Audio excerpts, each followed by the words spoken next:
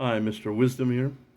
I wanted to talk about the Supreme Court decision today uh, striking down President Trump's tariffs through that specific um, law, if you will, um, that he used to do it. Um, I think they didn't really read it right, as far as I'm concerned. But regardless, it would technically it doesn't really change much because he has other ways to get to use tariffs, but they wouldn't be as strong. Um, so that's why he went with this, I'm sure. But he still can use tariffs. And they even said in their judgment that he he can tariff, but he can't tariff unilaterally. You know, so he's still good on doing some tariffs, but mostly I wanted to say everyone on the news keeps saying that he will have to um, return the tariff money that was collected. He does not. There's nothing in that statute. There's nothing in their judgment that says he must return the funds. Also, a precedent was already set a few years ago with Joe Biden. The Supreme Court weighed in on the student loan forgiveness, which everybody and Joe Biden himself knew he didn't have the power to do. And they weighed in and unanimous, 9-0, said no, he doesn't have the power to forgive these student loans. After that, after they made the decision, he went ahead and did it again, 1.7 billion, and all that money went out. None of that money was refunded. Nothing happened to Joe Biden. So that sets a precedent. And the Supreme Court, and all courts, almost always, pretty much always, go with precedent. So the precedent was set that he doesn't have to refund any money, and he doesn't have to, you know, render the trade deals null and void that he got through threatening tariffs. Again, most of those were just a threat of tariff. He never actually um, imposed tariffs on most of those countries that made a deal. He just said, make one by this date, or you're going to have this tariff. So was only a handful of countries that he actually put tariffs on. And I think with some of them, he could probably use other forms of tariffs and be fine, like he did with China um, in his first term, which still holds today with the aluminum tariff. Um, so I think he has to just change the method, and he'll be able to do um, most of the tariffs that he still has out there. um, there's some that it's probably better he change anyway, and he didn't do it for the right reasons. He was kind of petty, um, like with Brazil, and even I think some of the tariffs on Mexico. He didn't do it for trade reasons. He did it because the Brazilian government was, in his opinion, mistreating the former president of Brazil. You can't put tariffs for that. That's not legit. You know, it's just it's kind of childish. Um, and like with Mexico, I think he did one or two tariffs kind of the same way. Um, but other than that, I think the tariffs with China could hold the muster. That could stand because they were done to even trade, just like he did with the. He just has to use a different technique to do them. But again, back to the precedent. There's nothing there's no statute that says he would have to return money or cancel any agreements that were made through tariffs. There's nothing that says that. So he wouldn't have to do that. So the only thing that would change would probably be a handful of tariffs. He'll have to just stop those altogether, and maybe another handful more just use a different statute to get those. So for the most part, things shouldn't change too much.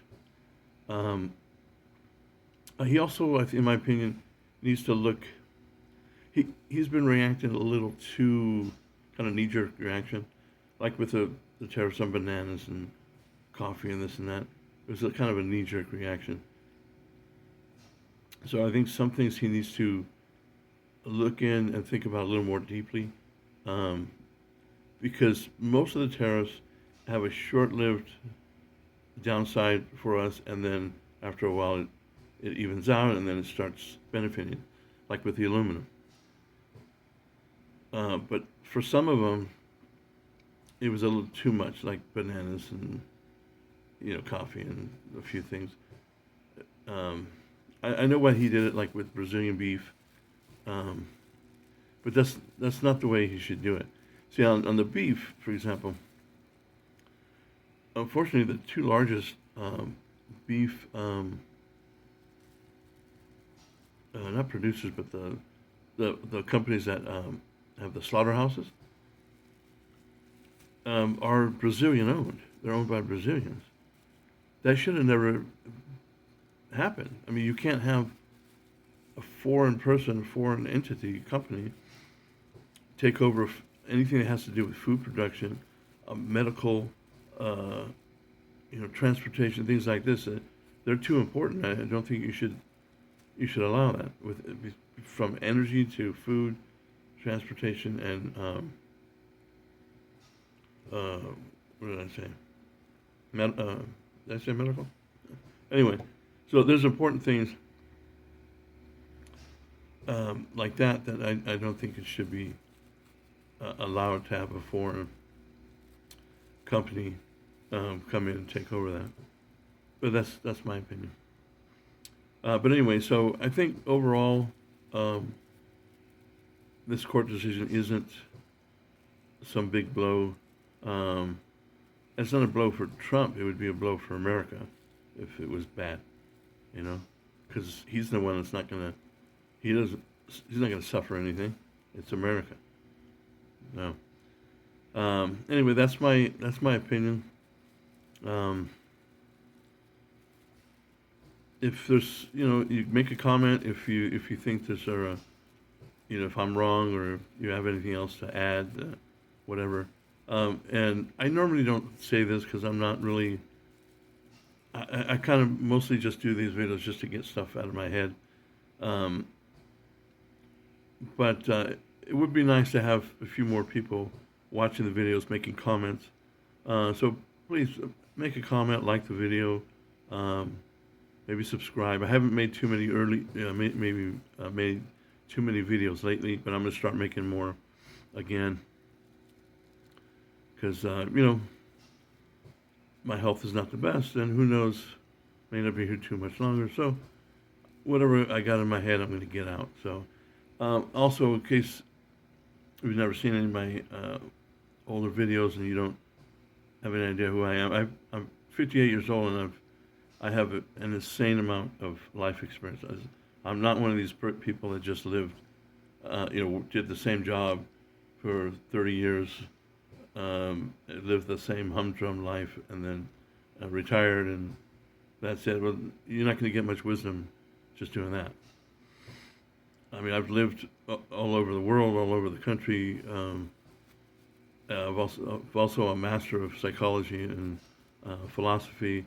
I've learned from philosophers in Greece and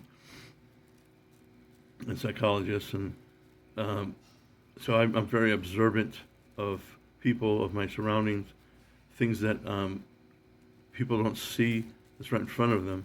I'll see it immediately, and then when I point it out, it takes them a while to even realize what I'm noticing, and they never noticed it, and it's been right in front of them the whole time. So I'm very perceptive. And I keep accumulating all this knowledge and wisdom, and I constantly put it together in my big fat head, you know, on uh, think about it. I constantly contemplate um, things, and so that's where I get a lot of my wisdom. And I talk to a lot of people about stuff, and you keep learning more and more.